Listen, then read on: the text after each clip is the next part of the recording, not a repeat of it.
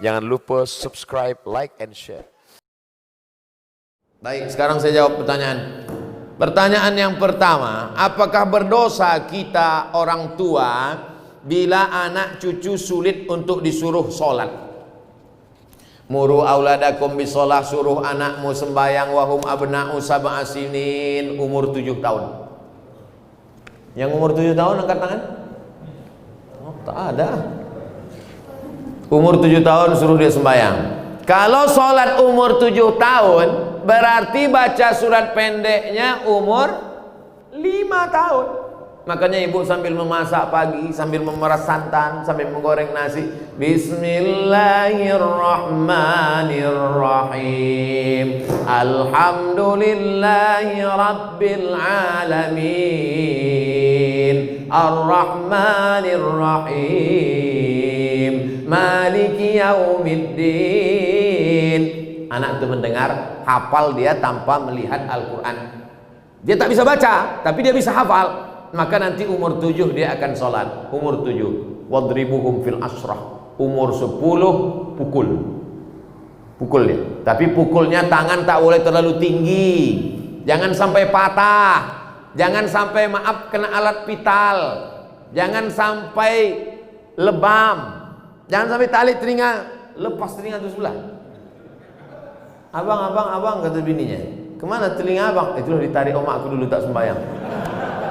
Nah, oleh sebab itu maka ini penting. Wadribuhum fil asrah. Masukkan dia ke pondok pesantren, SD IT, SMP IT, SMA IT. Yang tahan berpisah dengan anak, masukkan ke pesantren boarding school.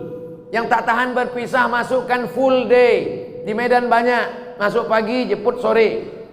Tidak ada yang bisa mengontrol, mengawal anak-anak kita ini selain benteng terakhir pendidikan anak-anak kita adalah sekolah agama. Sudah disekolahkan agama, sudah dikasih makan halal, sudah dikasih tunjuk ajar, sudah dinasehati, tak juga kita sudah tidak kurang usaha. Wala taziru waziratu wizra ukhra. Kita tidak memikul dosa orang lain. Bapak tak memikul dosa anak, ibu tak memikul dosa cucu, dosa tanggung masing-masing. Tapi kalau tak dididik dengan baik, tak sholat mereka, tak puasa mereka, pacaran mereka, LGBT mereka, maka ibu dan bapak berdosa karena menyia-nyiakan amanah. Alhamdulillah, masjid penuh, anak-anak datang. Alhamdulillah, tuh anak-anak banyak datang. Jangan takut ibu, jangan takut berdosa karena sudah dibawa anak ini ke masjid. Mana yang lebih kita dulukan? Kewajiban kita sama Allah atau sama suami? Kasihlah contoh. Kalau pertanyaannya umum, gimana saya mau jawab? Allahu Akbar, Allahu Akbar, kata azan. Datang lakinya, kau buatkan aku dulu kopi. Mana yang lebih didulukan? Ibu sholat atau membuatkan dia kopi? Ini tak akan terjadi. Kenapa? Karena bapak itu pasti ke masjid sebelum azan. Mana mungkin dia minum kopi orang azan? Tapi ibu dapat Fir'aun, inilah.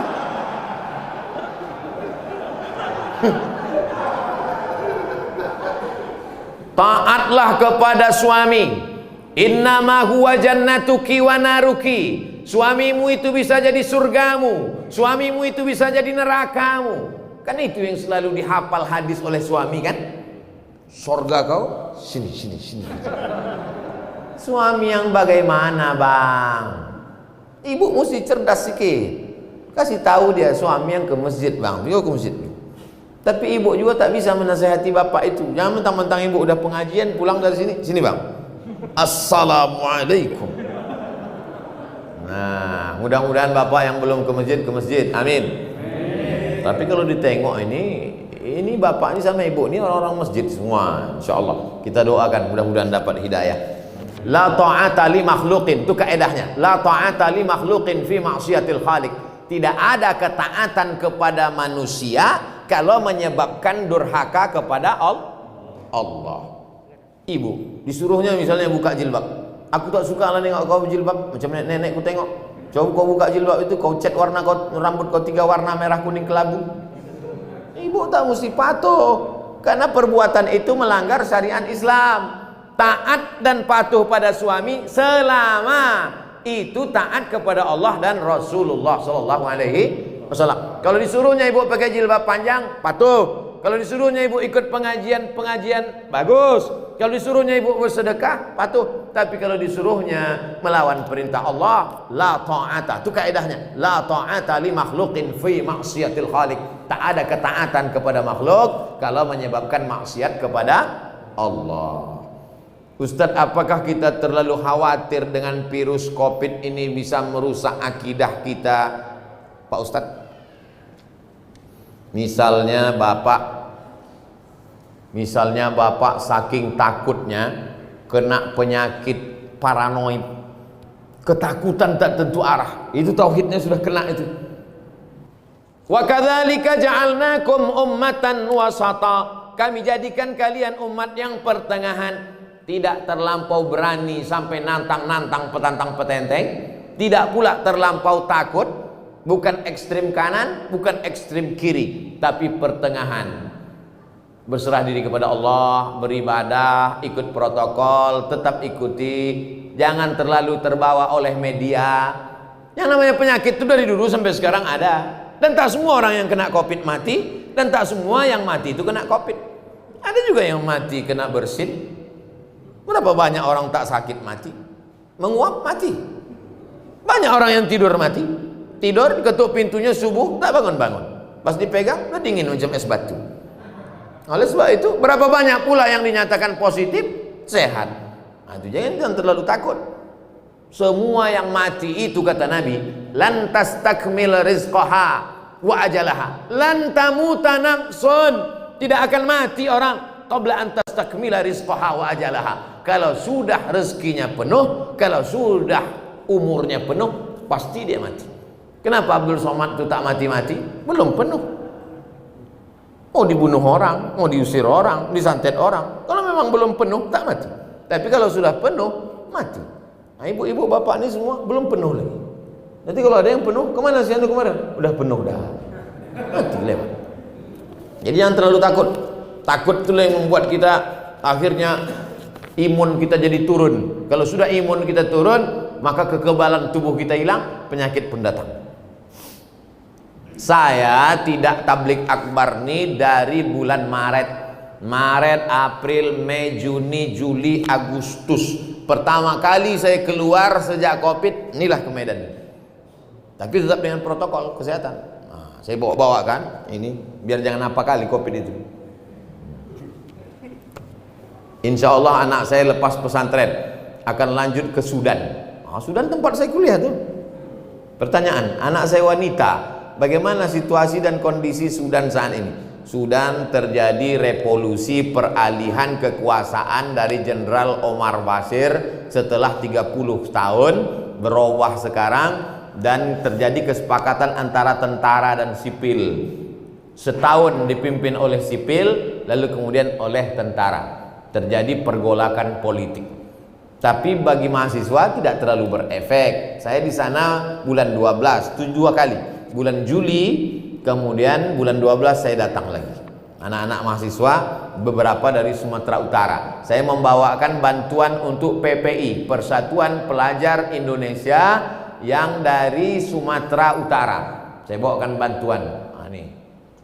Datanglah dari provinsi lain minta juga. Saya bilang ini duit orang Sumatera Utara. Kalian minta lah ke kabupaten provinsi kalian masing-masing. B, butuh berapa tahun biasanya untuk selesai S1 Pak Ustaz? S1 4 tahun, S2 2 tahun, S3 2 tahun dah bisa sidang. Tapi kalau mau lengkap 3 tahun, lewat dari 3 tahun kena denda. Jadi kalau umurnya berangkat 20 tahun, 4 tahun, 24, 26, 27, 28 28 pulang dia udah doktor. Tidak macam saya, udah 43 baru doktor. Judulnya akhirnya doktor juga. Tapi jadilah daripada tidak sama sekali. Pesantren anak saya saat ini dapat program beasiswa ke Sudan. Apa saja yang harus kita persiapkan untuk menuju ke situ Pak Ustadz? bahasa Arabnya supaya dia nanti tak berat membaca kitab. Sekarang banyak kursus-kursus bahasa Arab. Kemudian hafalan Qur'annya supaya nanti kalau ada kewajiban paling tidak 1 juz, 2 juz, 3 juz. Kalau kami di Azhar Mesir dulu 2 juz 1 tahun, 4 tahun 8 juz. Di Sudan tak ada hafalan Quran. Oleh sebab itu maka jangan terlalu takut, jangan terlalu khawatir. Banyak anak-anak Sumatera Utara di sana, mereka punya persatuan pelajar mahasiswa dari Sumatera Utara. Inilah pertanyaan saya lebih kurang. Terima kasih Pak Ustadz. Saya dulu tahun 1993 habis sholat subuh datang saya ke rumah Ustadz Syekh Jalaluddin Abdul Muthalib, Imam Masjid Raya Medan. Imam Masjid Raya Medan itu namanya Syekh Jalaluddin Abdul Muthalib, wakil rektor Universitas Al-Wasliyah. Habis subuh datang saya ke rumahnya di Simpang Limun. Assalamualaikum Ustaz. Waalaikumsalam. Aku mau sekolah ke Arab Ustaz. Waktu itu saya tak tahu Mesir, Sudan, Maroko, tak tahu. Yang tahu saya Arab aja. Aku mau ke Arab Ustaz. Senyumlah Ustaz Syekh Jalaluddin. Kau kelas berapa sekarang? Kelas 3 Ustaz. Kau selesaikan dulu aliyah baru kau kesini. Jadi yang mau berangkat itu saya. Makanya banyak kalau jamaah nanya ke saya, Ustaz bisa anak saya kuliah ke Arab? Saya tanya, yang mau nih bapak apa anaknya? Anak saya bos. Kalau saya yang mau. Orang tua saya membebaskan saya, terserah kau. Nah, tapi saya mau waktu itu. Lalu kemudian setelah taman aliyah datanglah saya. Ustaz, aku udah taman aliyah, ini ijazahnya. Kata Ustaz Jalaluddin Abdul Muthalib, kau bawa ijazah ini ke Jakarta, kau terjemahkan bahasa Arab, kau legalisir ke Departemen Agama, legalisir ke Departemen Luar Negeri, legalisir. Mendengar departemen pucat lah. Akhirnya takut saya, tak berani balik saya ke Riau. Kuliah saya di IAIN. Tapi Allah kasih jalan. Datang pengumuman. Waktu itu belum ada lagi www.google.com. Informasinya masih pakai pos. Jam 12 siang pulang saya kuliah di IAIN. Datanglah surat pakai pos, dikirim kawan saya dulu satu pesantren di Darul Arafah Medan, Lau Bekri, Deli Serdang. Abdul Halim namanya yang mengirim. Ikuti tes ke Mesir besok pagi. Suratnya sampai jam 12 siang. Langsunglah saya berangkat naik SDH, Spiro Dolo Hole. Mendaftar ke IAIN. Sampai di IAIN besok pagi, daftar situ. Nama orang yang menerima pendaftaran itu namanya Ustadz. Alah, lupa pula namanya. Ditanyanya, ada keluarga kau di Medan? Ada Pak. Kalau tak ada, di rumah. Karena ditengoknya dari Riau. Ikut tes saya. Yang mengetes itu orang Mesir. Besar sorban, hampir sebesar ban Vespa lagi.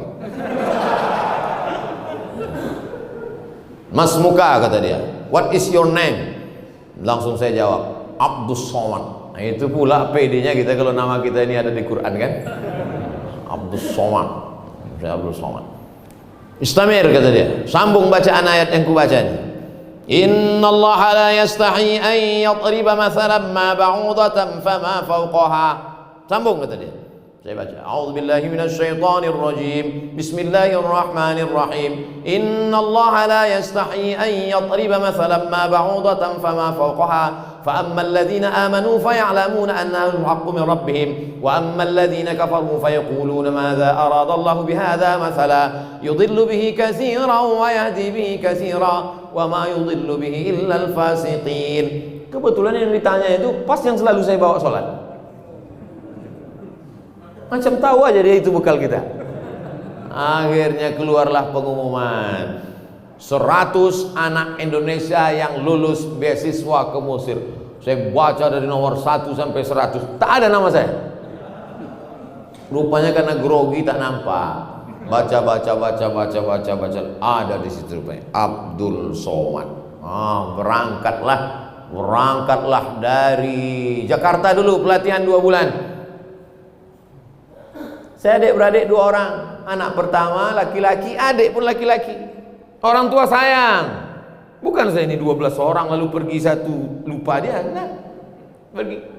Kata mak saya tak sampai hati dia melepas. Tapi ada bang mak saya, uak saya. Kata dia, kalau ada yang melarang kau pergi, harimau mati meninggalkan belang. manusia mati meninggalkan nama. Kau nanti mau meninggalkan nama baik apa nama buruk? Kata dia.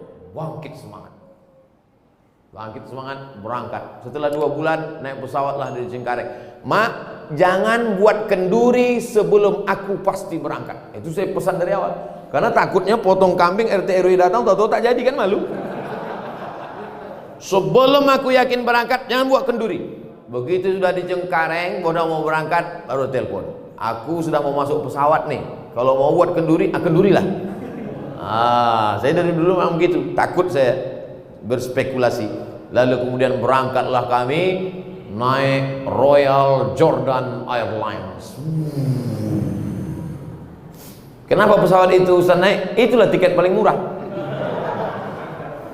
5 September 1998 sampailah saya di Kairo, Mesir. Di sana itu ada 2, satu HMM, Himpunan Mahasiswa Medan, yang satu lagi KSMR, Kelompok Studi Mahasiswa Riau. Saya ikut Riau, karena orang tua saya di Riau.